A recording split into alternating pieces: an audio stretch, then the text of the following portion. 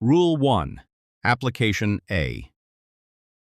These rules shall apply to all vessels upon the high seas and in all waters connected therewith navigable by seagoing vessels. B.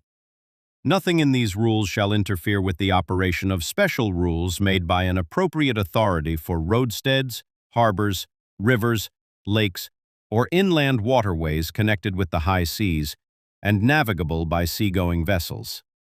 Such special rules shall conform as closely as possible to these rules.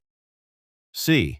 Nothing in these rules shall interfere with the operation of any special rules made by the government of any state with respect to additional station or signal lights, shapes, or whistle signals for ships of war and vessels proceeding under convoy, or with respect to additional station or signal lights or shapes for fishing vessels engaged in fishing as a fleet.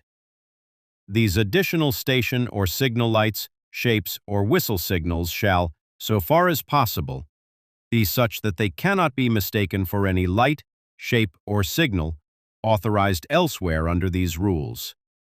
D. Traffic separation schemes may be adopted by the organization for the purpose of these rules. E.